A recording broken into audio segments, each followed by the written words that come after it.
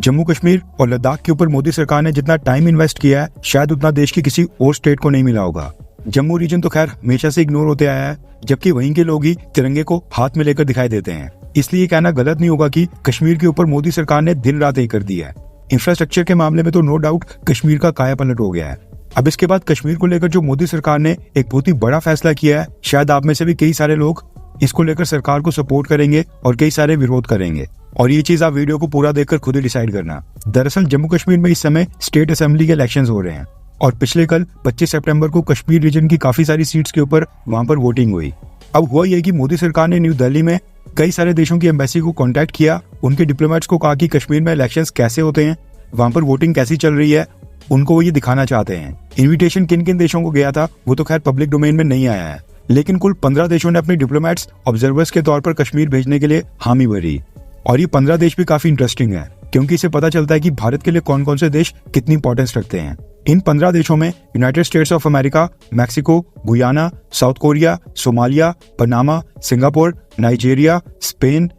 South Africa, Norway, Tanzania, Rwanda, Algeria और Philippines के diplomat शामिल थे। भारत सरकार ने इन 15 देशों के डिप्लोमेट्स को सिक्योरिटी कवर प्रोवाइड करके कश्मीर ले लिया और पिछले कल ये कश्मीर में वहां पर कई सारे अलग अलग पोलिंग बूथ्स में गए और वहां पर देखा कि भारत कश्मीर में किस तरह से चुनाव करवा रहा है और कश्मीर के लोगों का इलेक्शंस को लेकर क्या रिस्पॉन्स है। ऐसा नहीं है कि इन 15 देशों के डिप्लोमेट्स ने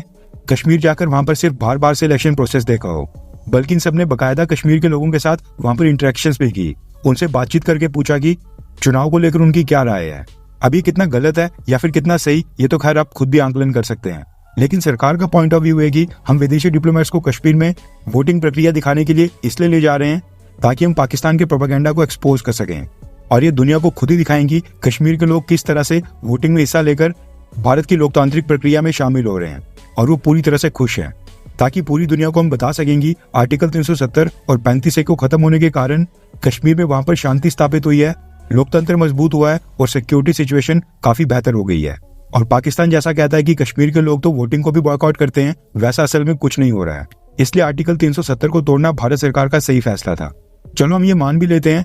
लेकिन सवाल यहाँ पर यह बनता है कि एक तरफ हमारे विदेश मंत्री जयशंकर सर इंटरनेशनल स्टेजेस के ऊपर जाकर अमेरिका, ब्रिटेन और वेस्टर्न देशों की क्लास लेते हैं और उनसे कहते हैं कि वो देश हमारी इंटरनल पॉलिटिक्स में दखल ना दें। वेस्टर्न देश हमें नहीं सिखाएं कि भारत अपना लोकतंत्र कैसे चलाना चाहिए या फिर भारत अपने यहाँ पर ह्यूमन राइट्स को कैसे सुनिश्चित करे। जयशंकर सर की स्टेटमेंट एकदम करेक्ट है, लेकिन फिर मोदी सरकार आखिर में इन 15 देशों को कश्मीर बुलाकर खुद इनसे सर्टिफिकेट लेने की कोशिश क्यों कर रही है, जबकि हमारे विदेश मंत्री बाकी देशों को हमारे अंदरूनी मामलों से बाहर रहने के लिए कहते हैं। तो फिर हम ही क्यों कश्मीर में हो रहे चुनावों में 15 देशों को इन्वाइट करके उनसे सर्टिफिकेट लेने की कोशिश कर रहे हैं, वो भी कश्मीर में, जिसको लेकर हम यूनाइटेड नेशंस के मंच के ऊपर दुनिया के बाकी सभी देशों को कहते हैं कि कश्मीर हमारा इंटरनल मैटर है और उसके ऊपर कोई भी बाहरी देश दखल ना दे। वैसे आपको क्या लगता है कि विदेशी डिप्लोमेट्स को कश्मीर लेने का फैसला सही था, हाँ या फिर ना? नीचे कमेंट करके अपनी राय जरूर बताएं।